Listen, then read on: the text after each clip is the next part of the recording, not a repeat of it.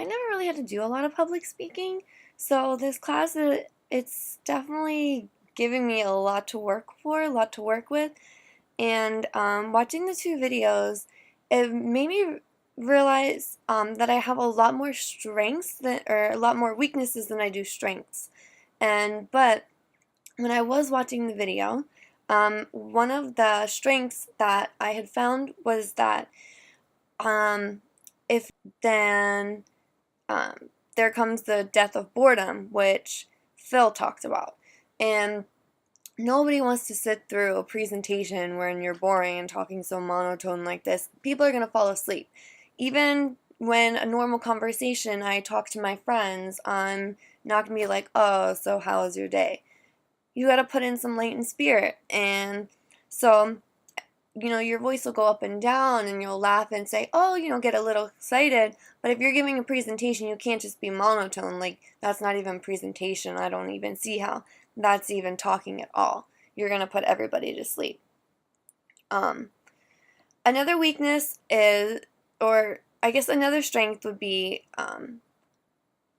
I I kind of get along with the audience, but I feel a lot more comfortable with people that I know that if I'm knowledgeable on the topic, then I'm really good and I'm really good with it. Um, Having a simple, clear message, and I liked how Phil did the whole balloon. How if when you fill it up, you have the simple, clear message, and then your intro and talking about connecting with the audience and telling story. And then, if you have a good conclusion, then ideas are going to float up. People are going to ask questions. But if there's no good conclusion, then then it goes in one ear and out the other. I thought that was really cool that Phil did that.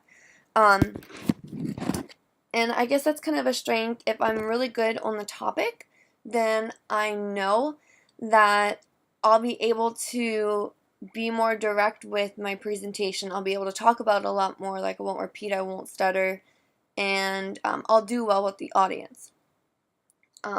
But some of my weaknesses, though, on the other hand, also goes along with keeping the audience entertained and interacting with them. Which was how, again, Phil used the balloon, and Gar Reynolds, he tells a story, which is really cool. How he shared the story about his mother and his grandmother, and how that all tied in with what he was talking about with using pictures and visuals.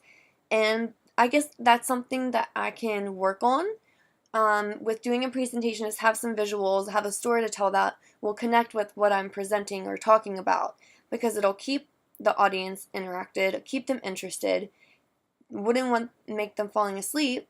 So that's something that I know I can work on. And then another weakness is reading off of notes, and because it lacks eye contact with your audience. So if you're constantly having to look down at your paper, then everybody, you're not even going to know what the audience is doing. They could be reading a book, they could be sleeping, they could be on their cell phone. So, and Phil described this as the death by reading. So you're just going to see the top of their head, and that is something that, even though I don't read all my notes all the time, I know that I lack eye contact with the audience.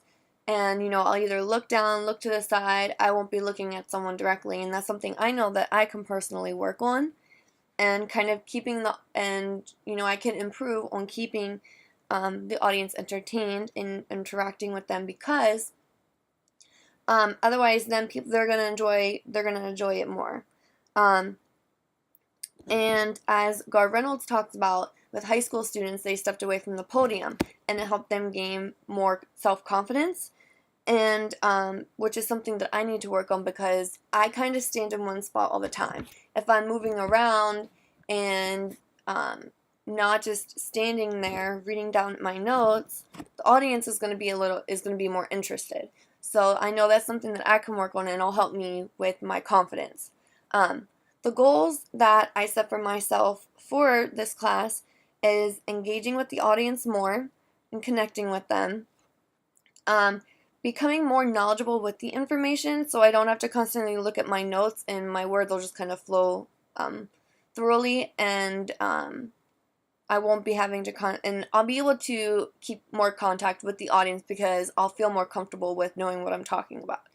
And I'd like to develop better introductions. It's not something that I lack, and it's not something that I need to, that I'm really good at, but it would just be something that I can start off with the audience, and it would keep them interested for my whole presentation.